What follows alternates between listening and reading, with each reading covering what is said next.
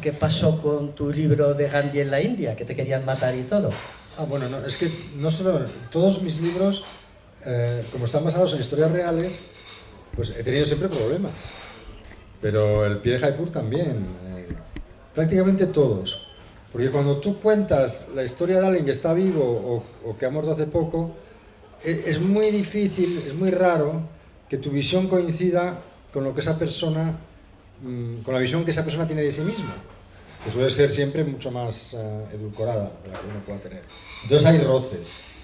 Y entonces tuve problemas con el pie de Jaipur, cuando salió el pie de Jaipur, tuvimos problemas cuando salió el libro sobre Bhopal, porque el director de la policía del estado de Madhya Pradesh nos puso un pleito que duró años.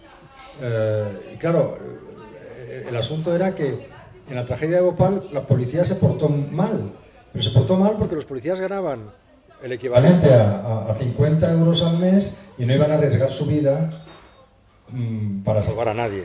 Los auténticos héroes de aquella noche fueron el ejército. Entonces, por haber contado eso así, el jefe de la policía se lo tomó muy mal y nos metió un pleito tremendo. Bueno, pues siempre he tenido problemas. Cuando salió Pasión India, el nieto del Maharaja me puso a caldo, que cómo me había atrevido a contar las historias de su bisabuelo, el Maharaja de Kapurthala, que él comparaba a Churchill, y es verdad que el Maharaja de Kapurthala era bastante hábil a la hora de gobernar su estado, a la hora de evitar tensiones entre las distintas etnias y religiones, pero era un rey medieval, era dueño de la gente. Y luego era un mujeriego que a él le sentó muy mal, pero es que es verdad. Entonces le dije, mira, tuve que decirle, vamos, públicamente, ven conmigo a la British Library, donde he hecho la investigación, pedimos ahí los Kapurthala Papers y ahí te vas a dar cuenta de quién era tu abuelo de verdad. No he inventado nada de lo que he contado aquí sobre tu abuelo. De hecho, dejó embarazada a una camarera del Hotel Savoy, la camarera le metió un pleito y el Maharaja lo perdió. Tuvo que pagar una fortuna a aquella camarera. La hizo rica. Eso no lo conté en el libro, le dije al nieto, porque tampoco quería contar todos los ligoteos del abuelo. Pero hay que decir que siempre... Y consiguió que la polémica llegase hasta Inglaterra. El Guardian un día en portada puso, como si no hubiera otras cosas que contar de la India, que un pleito así, ¿no? Pero lo más grave fue cuando el sari rojo, eso provocó una furia entre el partido del gobierno y un día yo estoy en Madrid, era exactamente junio del 2010, y me dice un amigo, ¿por qué no te enchufas por internet para ver las noticias de la India? Me enchufé y vi a la presentadora, tenía mi libro en español, hablar muy rápido, y luego unas escenas de manifestaciones enfrente de la embajada española, en Delhi, y un montón de jóvenes llevando pancartas con mi foto, manchadas con pintura roja, y todos gritando Moro Murtabad, Moro Murtabad, que quiere decir, yo lo conozco, muerte a Moro, cosa que no era nada agradable. Y claro, y luego al final de la manifestación queman un monigote que era de tela de saco, y ese era yo. Y en eso me llama John de la Riva, que era el embajador, mi amigo mío, me dice, ¿pero qué has hecho? ¿Qué has escrito en tu libro? ¿Que solo me hablan de eso? ¿Tienes que venir aquí a dar explicaciones? Y yo, pues ahora no voy a ir para allá. Ahora va a ser que no. Entonces esperamos, tuvimos que cancelar la publicación del libro en la India y esperamos a que perdiese las elecciones. Cuando perdió las elecciones Sonia Gandhi, que fue en noviembre del 2014, a los 2 días me llama mi avezado editor y me dice, creo que es el momento de sacar el libro. Y bueno, pues fuimos para allá y claro, lo sacamos, pero como me habían hecho una campaña de promoción que ninguna editorial en el mundo podía haberme hecho, aunque sea poniéndome verde, claro, ya era conocido el libro. Y encima sale una revista, que es la revista de más venta, Outlook, semanal, con la frase, el libro que el partido del Congreso no quiere que usted lea. Oye, al día siguiente todas las televisiones de la India llamándome para hablar en los telediarios, y bueno, 500.000 ejemplares en una semana, se publicó en todos los idiomas de la India y nunca nadie entendió por qué esa furia contra el libro, ¿no? Y era porque en el fondo contaba su vida y el relato de su vida, que era lo que ocurrió realmente, porque estuvo en su pueblo investigando, hablando con sus primos, conociendo a su familia y todo, contradecía el relato que el partido hacía de ella. El partido la asimilaba a realeza, era royalty. ¿Por qué? Porque se había casado con el hijo de Indira Gandhi, con la familia Nehru. Y entonces eso es esa es la manera en que la vendían.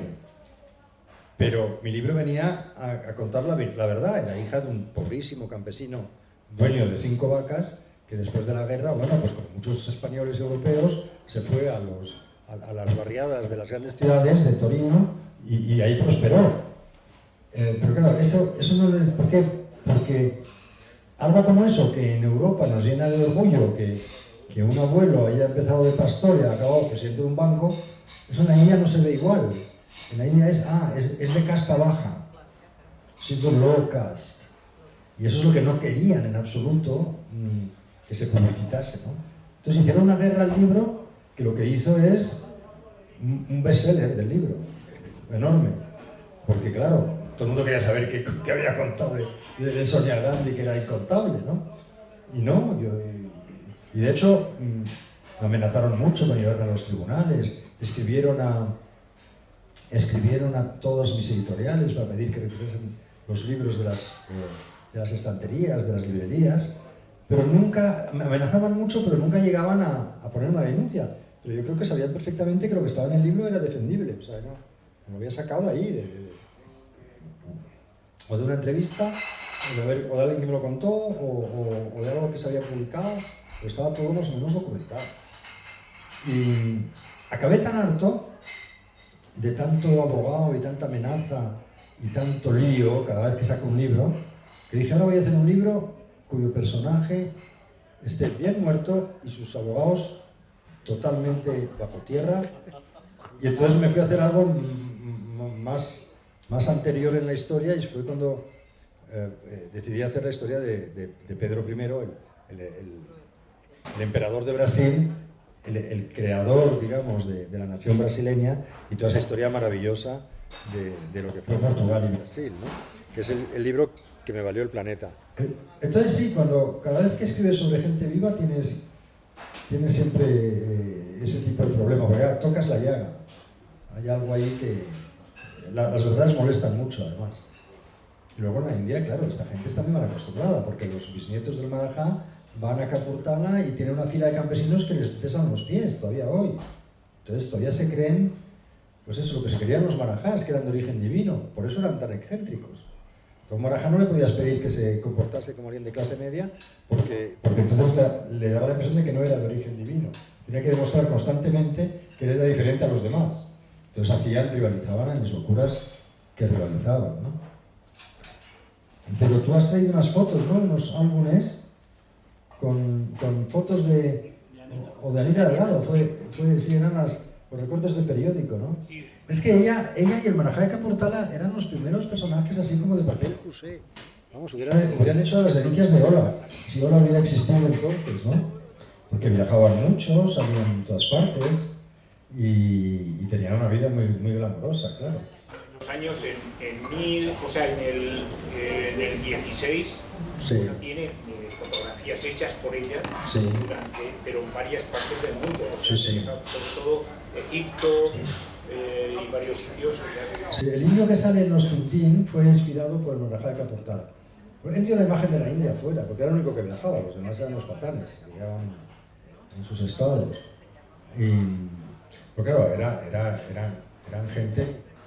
gente muy genial. Yo no he puesto todas las excentricidades que hacían los Marajás, porque había tantas que era imposible ponerlas todas. Hubiera parecido es una colección de anécdotas. Pero hubo uno que era el Marajá de Bandhavgarh, que llegó a un concesionario de la Rolls en Londres, pero claro, como iba vestido como un pobretón, pues no le hicieron ni caso, y se cabreó. Y al volver a Bandhavgarh, toda la flota de Rolls la transformó en camiones de basura. Y hay fotos, ¿eh? las fotos las publiqué, están en el libro. Puso unas cosas grandes así para humillar a la casa Ross. Y entonces a Ross le escribió para pedirle que por favor, que le regalaban el último modelo a cambio de que recompusiese su flota, ¿no? Luego había otro que los enterraba, llamaba a todo el gobierno y enterraba el coche con música, banda de música, como si fuese un ser vivo. ¿Qué diferencia hay entre una novela tuya y un trabajo o un estudio historiográfico? Yo hago novela histórica, es decir, que utilizo la ficción, un poco lo que contaba antes, ¿no? Las armas de la literatura para poder crear una historia y recrear, digamos, una atmósfera, una época en la que el lector se pueda zambullir de cabeza como se zambulle en una obra literaria. Es que eso es lo que te da la literatura, que no te da... un libro de historia puede ser muy interesante para el que está interesado ya en ese tema, seguramente, pero es muy difícil que un libro de historia consiga emocionarte. Una novela consigue emocionar, o debería conseguir emocionar. La literatura tiene ese poder de llegar al corazón del lector, cosa que es muy difícil que un libro de historia pura y dura lo consiga.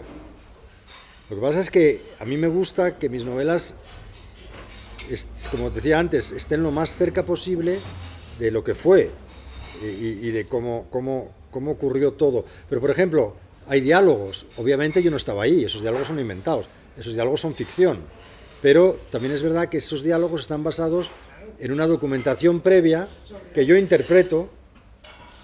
Cuando matan a Indira Gandhi y está Sonia Gandhi esperando que venga su marido, que está en campaña electoral en el otro lado de la India, a mí me cuentan los políticos que estaban en corrillos en esa sala, de la quinta planta del Hospital Central de Nueva Delhi, me cuentan cómo ocurrió la escena. Claro, yo la cuento como yo creo que ocurrió, que a lo mejor no fue así, pero yo creo que fue cercano, ¿no? Y cuando él llega y él le dice, me tengo que aceptar el puesto de primer ministro, y ella le dice, pero si es todo lo que hemos luchado para no hacer, no queríamos entrar en política, nuestro pacto era que no íbamos a entrar en política. Y dice, sí, pero me lo pide el país. Era un momento altamente trágico, ¿no? Y lo pude reconstruir por las conversaciones que habían escuchado de esa escena los políticos que estaban en corrillos en aquella... que también, y luego, utilizando artículos de la época, tú sabes qué paisaje se veía desde el quinto piso de esa sala, para poder describirlo, cómo era esa sala. Había cristales, estaban los cristales rotos o no estaban, a qué olía, entraban médicos, no entraban, había follón. Todo eso lo unes, por eso se tarda tanto, porque es un trabajo más parecido a hacer un mosaico, ¿me entiendes? A tejer, que no es algo tan lineal, las piezas tienen que caer en su sitio y esto tiene que funcionar aquí.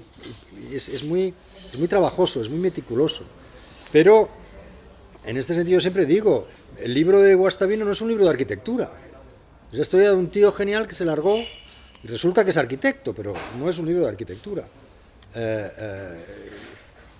Son, yo creo que grandes epopeyas humanas, y cada uno tiene su profesión, pero ni son libros de historia, aunque yo creo que sí se aprende historia, porque sí hay un componente algo pedagógico en eso, ¿no?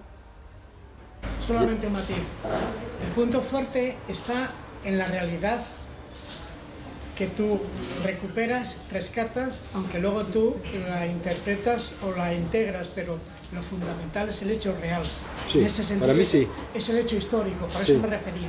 Para mí sí, no me gusta fabular, ni me invento un personaje, no, porque a lo mejor hay que inventarse algún secundario o un personaje pequeño para poder ir cuando no tienes documentación, pero generalmente yo prefiero no inventar y prefiero no fabular.